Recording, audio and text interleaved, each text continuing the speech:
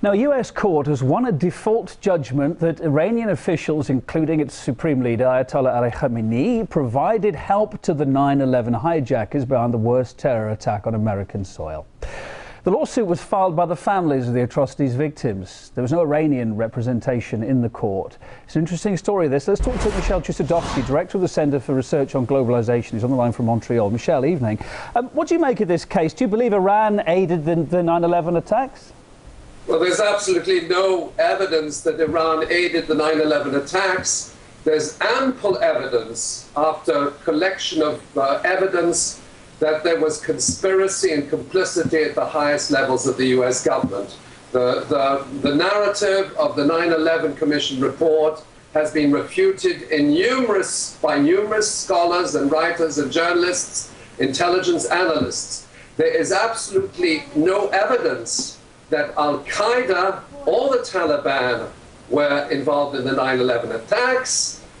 In fact, if there's anybody behind al-qaeda, it was the Central Intelligence Agency going back to the Soviet-Afghan War.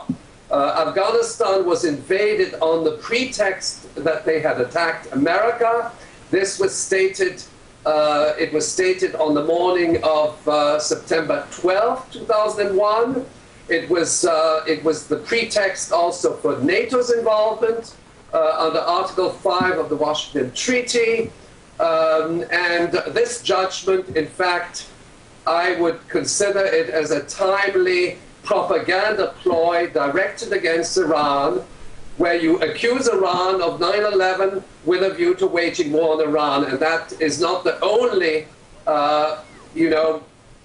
media disinformation campaign which has now been waged against Tehran. But there's another aspect to that. President Ahmadinejad, back in earlier this year at the General Assembly of the United Nations, actually made the statement that, or insinuated that the US government was behind the 9/11 attacks, and he questioned the official narrative. Other heads of state and heads of government have done likewise.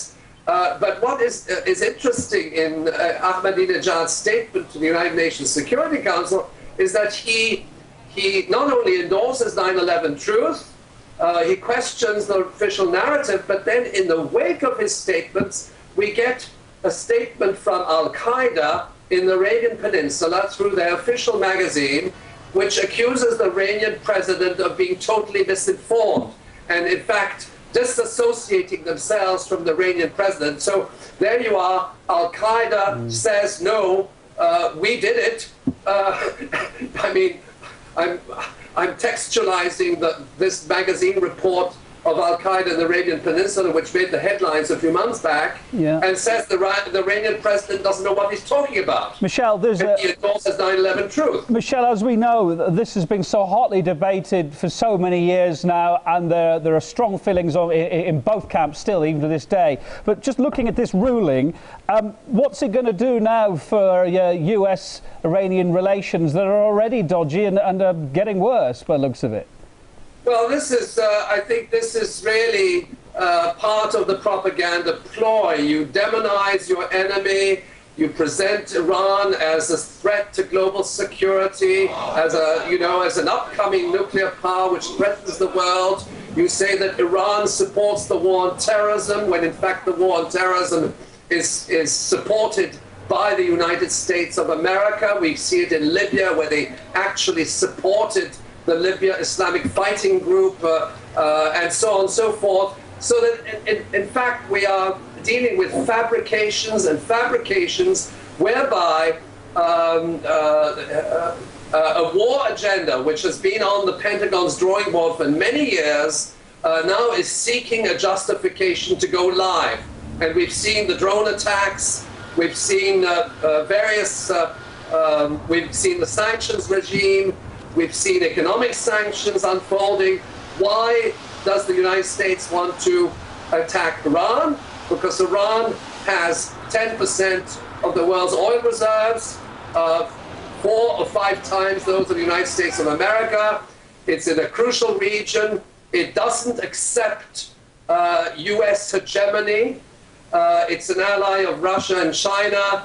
And I think we must understand that any kind of military operation directed against Iran or directed against Syria could unleash a war which extends from the Eastern Mediterranean right through to Central Asia to the Chinese border, and then we are in a World War III scenario.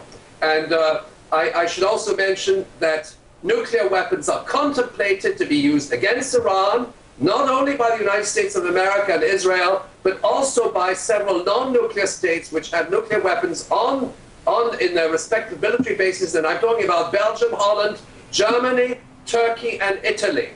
They are non-nuclear powers, but they possess, made in America, tactical nuclear weapons, B-6111, and these are all targeted at the Islamic Republic of Iran. Michel, it's a very grim picture you paint there, if the worst ever did happen. But thank you for your thoughts for now, Michel Chossudovsky, Director of the Center for Research on Globalization.